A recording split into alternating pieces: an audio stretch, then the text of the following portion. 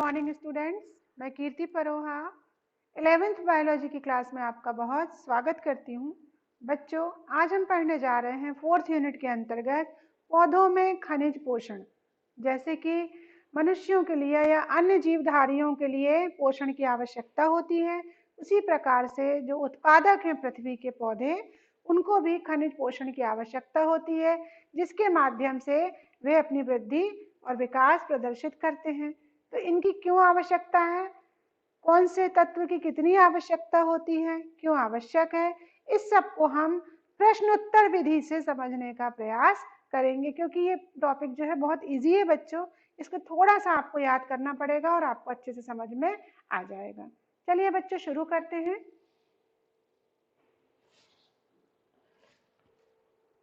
सबसे पहला प्रश्न ये होता है कि लवण पोषण या खनिज पोषण से आप क्या समझते हैं? तो आंसर है, अधिकांश पौधे प्रकाश संश्लेषण द्वारा अपना भोजन स्वयं बनाते हैं, परंतु ये अकार्बनिक तत्वों को खनिज लवणों के रूप में मृदा से लेते हैं। अतः पौधों का अपनी वृद्धि एवं परिवर्धन हेतु मृदा से खनिज लवणों का अवशोषण जो है लवण या खनिज पोषण कहलाता है। सिंपल सी बात है, आप अच्छे से जानते हैं प्रकाश संश्लेषण की क्रिया द्वारा ये भोजन बनाते हैं, लेकिन इन सब क्रियाओं के लिए जितनी बायोकेमिकल रिएक्शन है उनके लिए इनको इनऑर्गेनिक एलिमेंट्स की आवश्यकता होती है, जिसको वो किससे प्राप्त करते हैं? मिट्टी, मृदा से प्राप्त करते हैं। दूसरा प्रश्न है, अनिवार्य तथा अनअनिवार्य तत्व से आपका क्या तात्पर्य है? अनिवार्य यानी एसेंशियल, अनअनिवार्य यानी नॉन एसेंशियल। ऐसे तत्व जो पौधे की उपापचयी क्रिया में सीधे तौर पर भाग लेते हैं, उनकी कमी के लक्षण पौधे में स्पष्ट रूप से दिखाई देते हैं, उसे क्या कहते हैं? अनिवार्य तत्व या एसेंशियल एलिमेंट्स कहते हैं। इसके विपरीत ऐसे तत्व जिनका पौधों की वृद्धि अथवा कार्य प्रणाली में कोई योगदान नहीं होता, अनअनिवार्य तत्व कहलाते हैं। ये बहुत सिंपल बात हो गई। तीसरा है, लघु मात्रिक पोषक तत्व किसे कहते हैं? Micro element. ऐसे पोषक तत्व जो पौधे के लिए कम मात्रा में आवश्यक होते हैं, लघु मात्रिक पोषक तत्व कहलाते हैं। उसमें कौन कौन से आते हैं? जैसे boron, manganese, copper, zinc, molybdenum, chlorine इत्यादि, जिनकी सूक्ष्म मात्रा ही पौधे की सारी क्रियाओं के लिए आवश्यक होती है। नेक्स्ट क्वेश्चन देखें बच्चों, दीर्घ मात्रिक पोषक तत्व क्या है? उदाहरण भी दीजिए। दीर्घ मात्रिक यानी जिनकी मात्रा दीर्घ यानी ज्यादा चाहिए रहती है।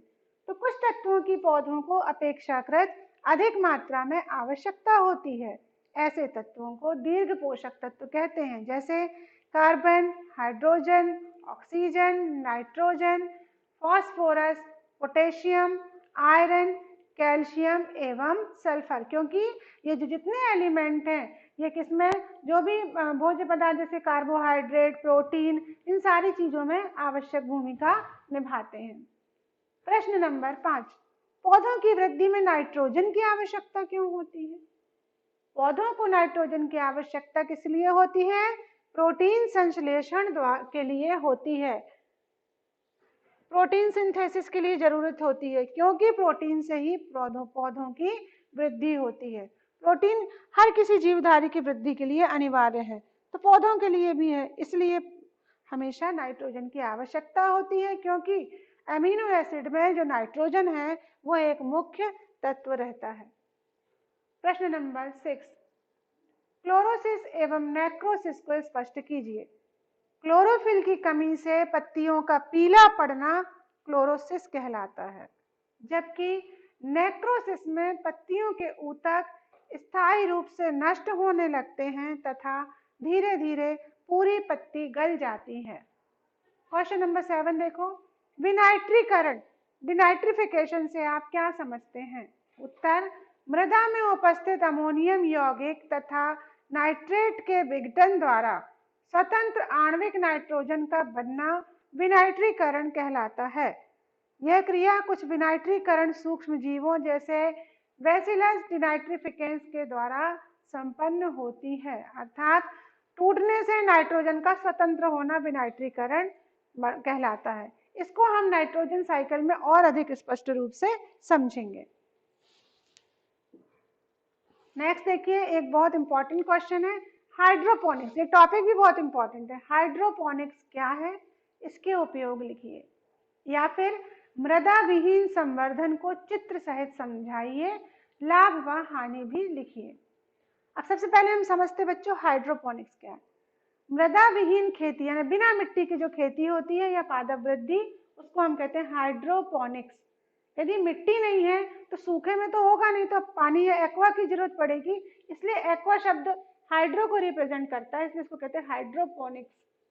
इस विधि में पौधे को एक ऐसे खनिज विलयन में उगाया जाता है जिसमें उसकी वृद्धि के लिए सभी आवश्यक तत्व एक निश्चित अनुपात में उपस्थित होते हैं। यदि इरेगुलर रेशो में रहेंगे तो क्या होगा, पौधा ग्रो नहीं कर पाएगा। तो एक निश्चित अनुपात में क्या करते हैं, पानी में कुछ ऐसे खनिज विलयन हैं जो डाल दिए जाते हैं जिससे कि पौधा उसकी सहायता से ग्रो करता है और इसमें मिट्टी नहीं रहती है। इसका लाभ उपयोग क्या है, शहर की बहुमंजिली इमारतों पर जहां भूमि उपलब्ध नहीं होती वहां इस विधि से पौधे उगाए जा सकते हैं। आजकल जो मेट्रो सिटीज वगैरह है वहां पर बहुत बड़े बड़े अपार्टमेंट, बहुत ऊंची ऊंची इमारतें रहती हैं जहां पर मिट्टी नहीं मिल पा रही है, कैरी नहीं हो पा रही है आसानी से, तो हम उस खनिज लवण वाले पानी के विलयन में भी क्या कर सकते हैं, पौधे उगा सकते हैं।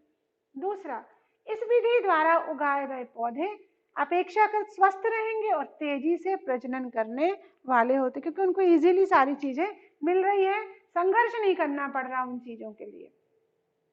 तीसरा, इस विधि द्वारा पौधे जल्दी तैयार किए जाते हैं।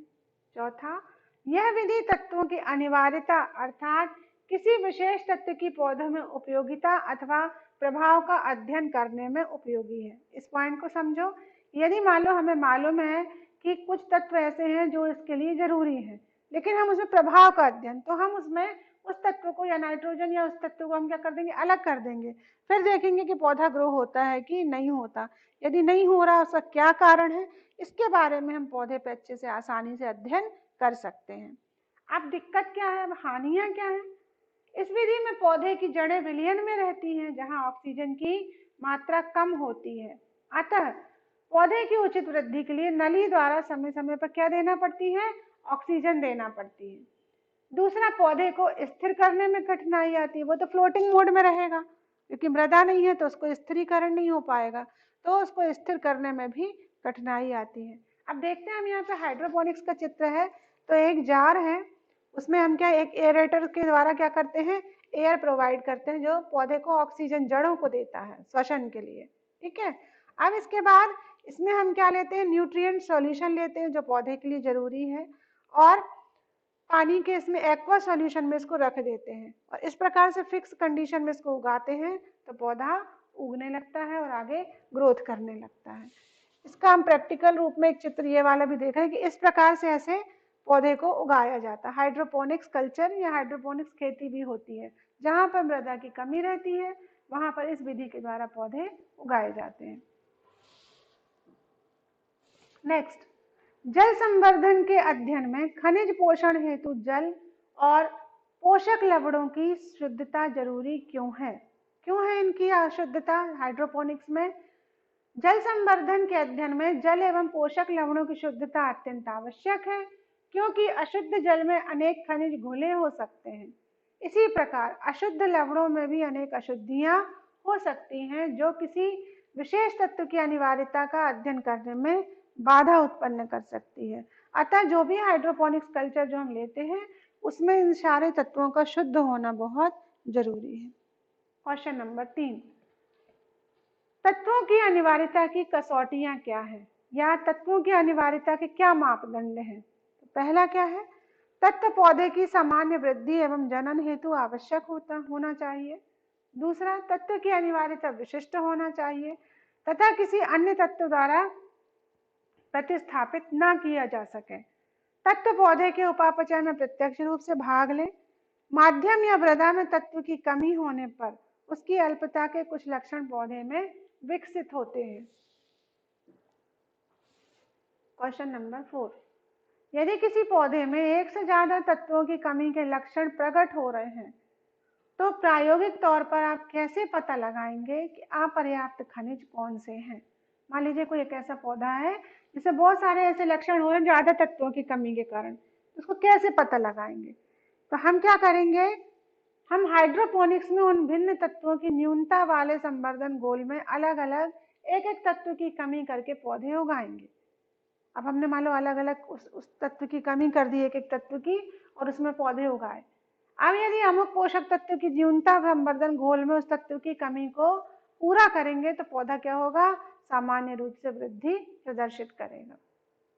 क्वेश्चन नंबर 5 देखो, नाइट्रोजन, फास्फोरस, पोटेशियम तथा कैल्शियम के पादप जीवन में एक एक कार्य, इनके कार्य बताना है। नाइट्रोजन का क्या कार्य है? यह प्रोटीन संश्लेषण में मुख्य भूमिका अदा करता है। फास्फोरस, इसके द्वारा ही ऊर्जा का ट्रांसफर होता है।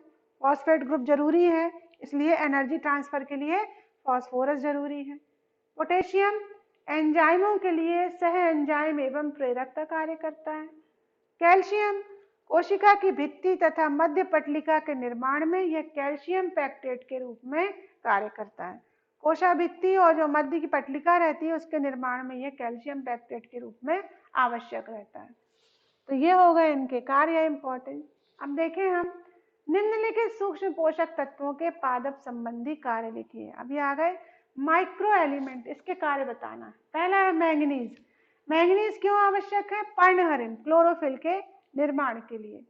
बोरान, जड़ों की वृद्धि के लिए। लेग्यूमिनेसी कुल के पौधों की जड़ों में जो गुटिकाओं का विकास होता है वो इसी तत्व के कारण होता है।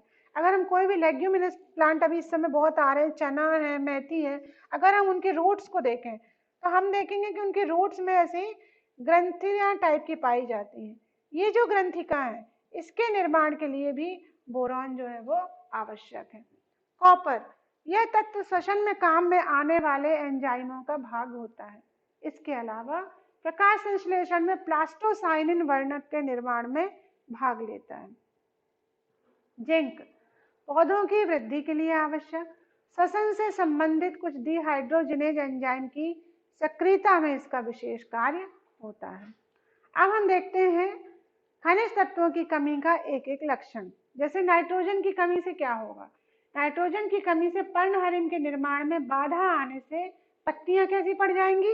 पीली पड़ जाएंगी। तो नाइट्रोजन की कमी से पत्तियों में पीलापन आता है। ये चीज, पत्तियां पीली हुई, इसका मतलब क्लोरोफिल नहीं बन पा रहा अच्छे से। दूसरा क्या है? प्रोटीन संश्लेषण, कोशिका विभाजन तथा श्वसन क्रिया अगर जब प्रभावित होगी तो वृद्धि पौधे की रुक जाएगी। दूसरा आता है मॉलिब्डेनम की कमी। इससे क्या होगा? नीचे की पत्तियां पीली पड़ जाती हैं, बाद में नेक्रोसिस हो जाता है। अब आता है फास्फोरस। फास्फोरस की कमी से पौधे की वृद्धि रुकने से पौधे स्तंभित हो जाते हैं, वो ग्रो ही नहीं कर पा रहे ढंग से। जिंक की कमी से पत्तियां विकृत होकर अंतराश्रीय हरिमहीनता प्रदर्शित करती है, मतलब जो प्लांट की नेचुरल पत्ती है वो वैसी नेचुरल ना होकर के किसी भी शेप में आने लगती है, विकृत हो जाती है। मैग्नीशियम की कमी से पौधों में अंतराश्रीय हरिमहीनता उत्पन्न होने के कारण ऊतक क्षरण पैदा होता है ना, पौधों के ऊतक भी क्या होते हैं? नष्ट होने लगते हैं। पोटेशियम की कमी से, इसकी कमी से स्तंभिक वृद्धि होती है, पत्तियां कर्बरित हरिमहीनता प्रदर्शित करती हैं, इसके अग्रवा किनारों पर ऊतक क्षयी स्थान बनने लगते हैं। ये बहुत इंपॉर्टेंट है बेटा, किसकी कमी से कौन सा लक्षण प्रदर्शित होता है। क्वेश्चन नंबर 9 देखो, कुछ निश्चित पौधों में अपर्याप्तता लक्षण सबसे पहले नवजात भाग में क्यों पैदा होता है, जबकि कुछ अन्य परिपक्व अंगों में? मतलब ये बोल रहा है क्वेश्चन में कि जो पौधे के न्यू ग्रोइंग पार्ट रहते हैं उसी में ही सबसे पहले लक्षण प्रदर्शित होता है, बाकी के जो मैच्योर्ड पार्ट्स है उनमें बाद में होते हैं। तो आंसर है किसी तत्व विशेष की गतिशीलता के कारण निर्धारित होता है कि न्यूनता का लक्षण पहले नवजात भाग में प्रकट हो या परिपक्व भाग में। यदि कोई तत्व अपेक्षित रूप से अचल है तो अपर्याप्तता के लक्षण नवजात या युवा भाग में प्रकट होंगे। गतिमान तत्व के न्यूनता लक्षण परिपक्व या प्रौढ़ भाग में। उदाहरण के लिए सल्फर एवं कैल्शियम की न्यूनता के लक्षण युवा पत्तियों में, जबकि नाइट्रोजन एवं मैग्नीशियम की कमी के लक्षण प्रौढ़ पत्तियों में पहले प्रकट होते हैं। क्वेश्चन नंबर 10, खनिज विषाक्तता से क्या समझते हो? सूक्ष्म पोषकों की आवश्यकता पौधों को कैसी मात्रा में होगी? सूक्ष्म मात्रा में, परंतु इनमें मामूली सी कमी भी पौधों में न्यूनता के लक्षण, अल्प वृद्धि या विषाक्तता उत्पन्न करती है। अतः किसी खनिज आयन की सांद्रता जो पौधों के शुष्क भार में 10% की कमी कर दे, क्रांतिक विषाक्तता स्तर कहलाती है। खनिज विषाक्तता की पहचान अत्यंत मुश्किल है। भिन्न भिन्न पौधों में तत्वों की विषाक्तता का स्तर भिन्न भिन्न होता है। अनेक बार किसी एक तत्व की अधिकता दूसरे तत्वों के अधिग्रहण को रोक देती है। जैसे मैग्नीज यदि अधिक हो जाए तो लोहा, मैग्नीशियम एवं कैल्शियम जल्दी से अवशोषित मृदा से नहीं हो पाएंगे। इससे इन तत्वों की कमी हो जाती है जो हमें मैग्नीजता की विषाक्तता से प्राप्त होते हैं। वास्तव में लोहा, मैग्नीशियम एवं कैल्शियम की कमी से होते हैं। पौधों द्वारा खनिजों का अवशोषण कैसे होता है? Important question. पौधों में खनिजों का अवशोषण जड़ों की कोशिकाओं द्वारा पूरी तरह से होता है।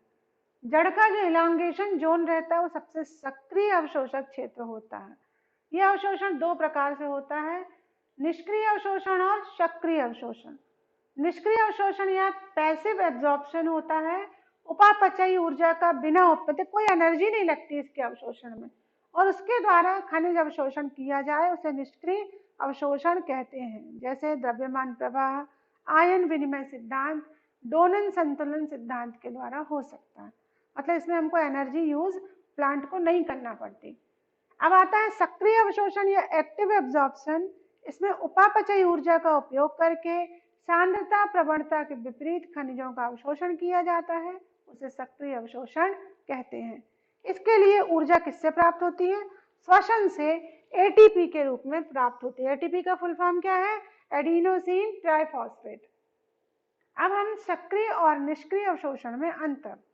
सक्रिय अवशोषण कोशिकीय ऊर्जा का उपयोग करता है, निष्क्रिय अवशोषण कोशिकीय ऊर्जा का इस्तेमाल नहीं करता है। इस तरह का अवशोषण सांद्रता प्रवणता के विपरीत होता है। इसलिए ही ऊर्जा, जब किसी बल के विपरीत कार्य करना हो तो आपको ऊर्जा खर्च करना पड़ेगी, और इसमें जो होता है अवशोषण सांद्रता प्रवणता के अनुसार होता है, अतिरिक्त ऊर्जा की आवश्यकता नहीं होती। सक्रिय अवशोषण की क्रिया ताप, ऑक्सीजन आदि की सांद्रता से प्रभावित होती है। इन पर इनका प्रभाव नहीं पड़ता। तो बच्चों ये थे आपके इम्पोर्टेंट क्वेश्चन पौधों में खनिज पोषण से संबंधित। नेक्स्ट वीडियो में हम जल परिवहन के बारे में